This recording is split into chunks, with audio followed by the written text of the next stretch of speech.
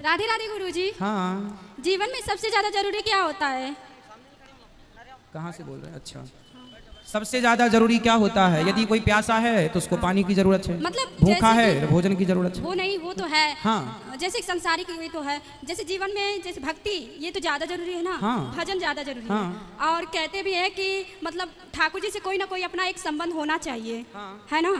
ठाकुर जी से संबंध वो तो हमारा सच्चा है, वो जन्मों जन्म का है, वो पहले था और है, आगे भी रहेगा। बीच में तो जो परिवार वाले मिलते हैं उनका कब मिलना कभी छड़ना ये तो बस एक माया का खेल है। सही है ना। लेकिन यदि जब हम सभी लोग कहते हैं कि ठाकुर जी से कोई ना कोई अपना एक रिश्ता होना चाहिए, तो मैं अपने ठाकुर को अपना पति मानती हूँ, क्योंकि अब मेरा मन पूर्ण रूप से समर्पण हो चुका है। लेकिन फिर भी परिवार वाले अब सोचते हैं कि किसी और परिवार से रिश्ता जोड़ दिया जाए, तो मुझसे नहीं हो पाता है। मतलब जैसे कि अब ऐसा लगता है कि मुझे किसी बंधन में जानबूझकर बांधा जा रहा है, इससे मैं छोड़कर मतलब अपने ठाकुर के पूर्ण रूप से चरणों में समर्पित हो गई हूँ। तो क्या ये मेरा उचित है या अनुचित है? आपका मन विवाह करने का नहीं है? बिल्कुल नहीं है। बेटा आप बैठ जाओ, आगे वाले काहे खड़े हो गए छोरा? परिवार वाले बोलो बोलो। लेकिन परिवार वाले सोचते हैं कि नहीं मैं शादी के बंधन में बंध जाऊं। आपकी माता जी क्या कहती हैं? माता जी आपके विचार से सहमत हैं? कोई मेरे विचार से सहमत नहीं है। सब सोचते हैं कि मैं संसार के बंधन में बंध जाऊं। और मैं गुरुदेव सत्य कहती हूँ। कितनी उम्र है आपकी? 25 वर्ष है। और मैं किसी भी तरह से संसार से नहीं जुड़ना चाहती हूँ। मैं पूर्ण रूप से अपने गोविंद को, अपने ठाकुर को अपना ली हूँ। कहाँ रहते हो आप?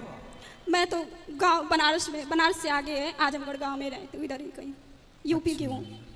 तो विवाह नहीं करना, माता पिता कहते हैं विवाह करो। परिवार वाले बिल्कुल इस बात को मानने के लिए ही तैयार नहीं। वो सोचते हैं क्या भगवान से कोई शादी करता है, भगवान को कोई पति मानता है? अरे ऐसे ही घर जा, तू शादी कर, अपने परिवार में देखते रहना, उधर ही सब कुछ कर लेना, ये सब ढोंग मत कर। लेकिन मेरी हृदय की बात को वो लोग नहीं समझ सकते हैं, और ना मैं कैसे समझाऊँ, वो लोग समझने को तैयार नहीं है। और मेरा हृदय संसार को स्वीकार ही नहीं करता है, किंचित मात्र नहीं स्वीकार करता है। इससे मैं सोचती हूँ मैं शरीर त्याग दूंगी, लेकिन किसी भी संसार के बंधन में नहीं बन सकती। नहीं, शरीर त्याग देना वो तो त्यागना ही पड़ेगा अंत में अपने को, लेकिन जानबूझकर यदि त्यागा जाएगा तो वो अपराध हो जाएगा। वही चीज है। तो अब संसार घर वाले यही सोचते हैं कि नहीं मैं संसार से जुड़ जाऊं, बंधन में बन जाऊं, इसके लिए यहाँ से वहाँ शादी कर दूं, ये कर दूं, वो कर दूं। लेकिन मेरा चित्त तो गृहस्थ बेटा बुरा तो नहीं है? नहीं, गृहस्थ का बुरा मैं बात नहीं कर रही हूँ, लेकिन गृहस्थ के लिए मन चाहिए। लेकिन हमारा मन नहीं है ना। सही। बिना मन का गृहस्थ नहीं चल सकता गुरुदेव। सही है। अगर जिससे भी रिश्ता जुड़ेगा तो उसको तो मन देना पड़ेगा ना। उसको अगर मन ना दिया जाए तो वो गृहस्थ नहीं चल सकता। नहीं, उसको मन देने की जरूरत नहीं। भगवान को मन दे रखो, संसार के लोगों को। गुरुदेव जिससे मन जुड़ा होता है उसके पूर्ण रूप से जब आसक्ति हो जाती है। हाँ, मैं आपकी बात से सहमत हूँ कि भगवान गृहस्थ में रह के गृहस्थ के कर्तव्यों को पूरा करना पड़ता है। वो समय कुछ और था, लेकिन ये कलयुग है। कलयुग में हम सोचे कि हमारे अनुरूप कोई रहे, तो वो नहीं, क्योंकि वो सामने वाला पता नहीं वैसा। अच्छा, आपके अनुकूल यदि कोई पुरुष मिल जाए तो आप विवाह कर लेंगे? नहीं, कदापि नहीं कर सकती गुरुदेव। आपकी तरह भक्त मिल जाए तो? कदापि नहीं, मैं किसी को स्वीकार कर सकती। क्यों? नहीं, मेरे ठाकुर के अलावा मेरे हृदय में किसी की जरूरत नहीं है। मैं कदापि नहीं सोचती कि मेरे हृदय में मेरे ठाकुर के अलावा कोई अन्य आए कि मैं इससे कहूँ कि ये मेरा है। झूठ से सपना में भी ना बोलूं मैं कि ये मेरा है। अच्छा देखो, आपका जो विचार है इससे श्रेष्ठ विचार इस धरती पे कोई हो नहीं सकता कि भगवान को हम अपना माने। इससे श्रेष्ठ कुछ नहीं है, ये तो सही है। पर अब संसार के लोगों को भी आपको समझाना पड़ेगा, माँ को, पिता को, अब आपका भाई, आपकी बहन, आपकी माँ, वो भी दुखी ना हो, उनको कुछ समझाओ।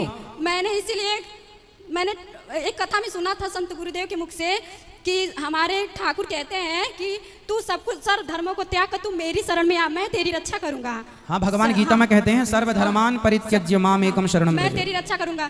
मैंने बस एक बात उनकी पकड़ ली और हृदय में ये धारण कर लिया कि मेरे ठाकुर जब कहते हैं कि जब मैं तेरी रक्षा करूंगा तो तब मैं क्यों बंधन में बंधूं? ये संसार तो बस माया के खेल है। ये परिवार वाले आज है कल नहीं रहेंगे। चलो, आपकी बात से मैं सहमत हूँ, पर एक छोटा सा प्रश्न मेरा आपसे ये है कि चलो आज तो आपके मन में गोविंद है और आपके मन में कोई किसी पुरुष का स्थान नहीं है, हमेशा आपकी साधना ऐसी चले, पर आज नहीं, आज के 5 साल बाद, 10 साल बाद कभी यदि मन ऐसा हुआ, क्योंकि मन देखो, मन स्थिर नहीं हो पाता।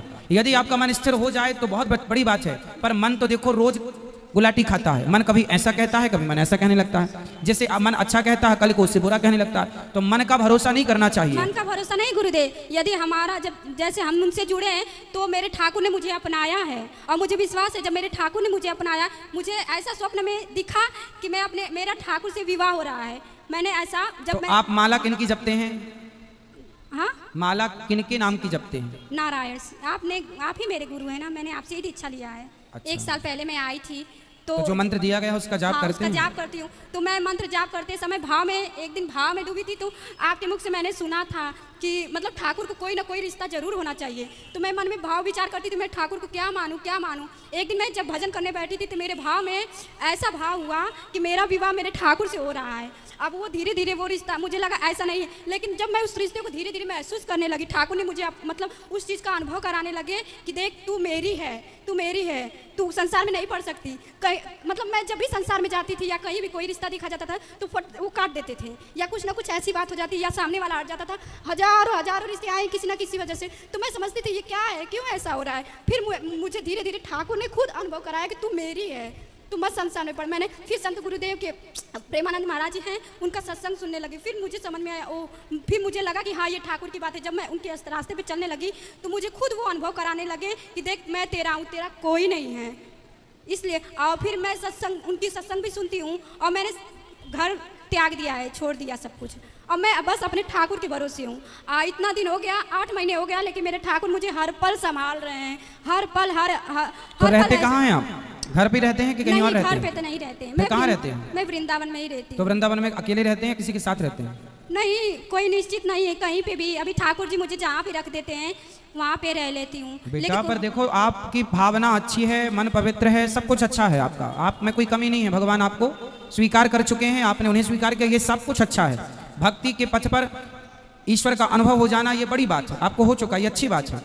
संतों का संग मिला आपको, आपने मंत्र का जाप किया, आप श्रेष्ठ हैं अपनी जगह। फिर भी ये जमाना बड़ा जालिम है, खुले में कहाँ रहेंगे आप, स्त्री हैं। नहीं गुरुजी, थोड़ा सा आपको अपनी सुरक्षा के लिए तो आपको कोई स्थान जहाँ बहुत सारी स्त्रियां रहती हों, लड़कियां रहती हों, वैसा यदि आप चुन लो। आप अकेले फुटपाथ पे ना सो जाना, आप अकेले ना रहना कहीं। मैं गुरुजी कभी कभी भय मतलब मन में ऐसा लगता है कि नहीं, रक्षक तो भगवान है, रक्षक तो भगवान है।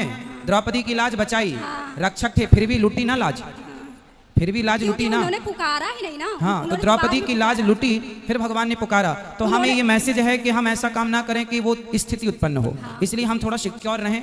और भाव अच्छा है आपका, भाव में रहना अच्छी बात है, पर भाव में संसार आपके भाव को नहीं समझ पाएगा, संसार आपकी भावनाओं को नहीं समझ पाएगा। मैं ऐसा अनुभव भी करती हूँ कि मतलब मुझसे कोई ऐसा कार्य नहीं होता है जो शास्त्र के विरुद्ध हो, या ऐसा नहीं करना। यहाँ पे खतरा रहेगा तो मुझे लगता है मेरे ठाकुर पहले ही मेरा हाथ पकड़ के इधर ला रहे कि इधर खतरा है, तू इधर। द्रौपदी माँ ने पुकारा, भगवान जरूर आए। द्रौपदी माँ ने पुकारने में देर लगा, ये बात बिल्कुल सत्य है। फिर भी नारी है, नारी को हमेशा सुरक्षित रहना चाहिए।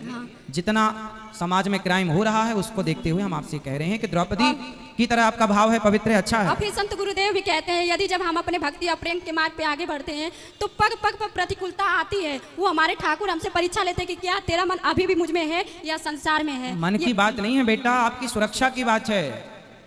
आजकल तो लोग इतने दुष्ट लोग हैं समाज में कि अच्छे खासे संतों को मारकर उनको लूट लेते हैं। पैसे के लिए क्या नहीं कर रहा है आजकल, अपने बाप को मार डालते हैं, अपनी माँ को घर से निकाल देते हैं। तो भाई आपकी हर बात सही है। देखो भगवान सबके रक्षक हैं, बोलो हाँ, सबके रक्षक हैं भगवान। तो भगवान जब सबके रक्षक हैं तो जब भरत जी राम जी से मिलने चित्रकूट गए, भरत जी जब राम जी से मिलने चित्रकूट गए तो भरत जी ने अपने 4 सेनापतियों को बुलाया और चारों को बुला के कहा सुनो, पूरी अयोध्या तुम 4 लोगों के हाथ में देता हूं। पूरब गेट तुम्हारा, पश्चिम गेट तुम्हारा, उत्तर गेट तुम्हारा, दक्षिण गेट तुम्हारा।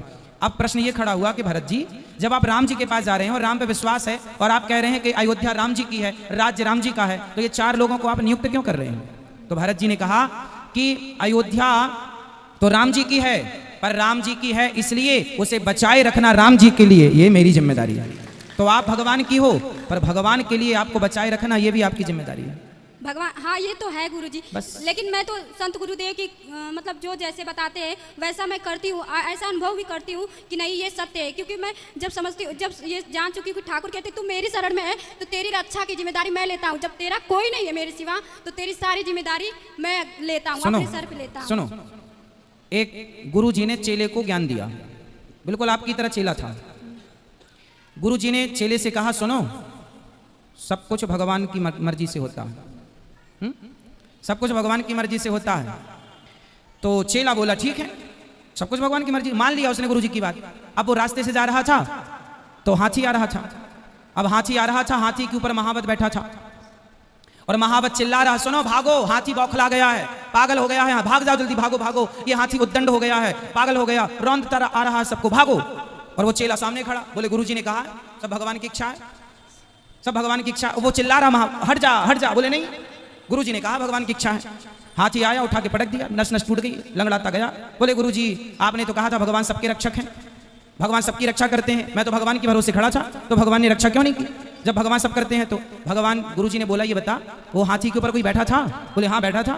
बोले वो कुछ कह रहा था? बोले कह रहा था हट जाओ हट जाओ। गुरुजी ने कहा कि यदि सब भगवान की इच्छा से हो रहा है तो वो महावत भी भगवान की इच्छा से कह रहा था कि बेटा हट जा, वो भगवान की आज्ञा थी, हट जा।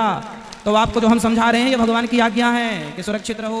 हाँ ये तो है सुरक्षित, तो हाँ। वैसे कोई भी अपनी सुरक्षा स्वयं नहीं कर सकता, सुरक्षा करने वाले तो हमारे ठाकुर ही है। भगवान सबके रक्षक हैं। हाँ वही रक्षक है, लेकिन हम अगर हम अपनी ना चलाएं, अगर हम अपनी ना चलाएं तो वो अपनी चलाते चलो हैं। हमारा जो धर्म है आपको समझाना, एक गुरु के नाते, एक भाई के नाते, कि भाई महिलाओं को खुले में नहीं रहना है, सुरक्षित रहना है। नहीं। अब आपको जो अच्छा लगे वो आप करो, भगवान की राह पर चले हैं, अच्छी बात है। चलो भगवान आपकी रक्षा करे, ये प्रार्थना है।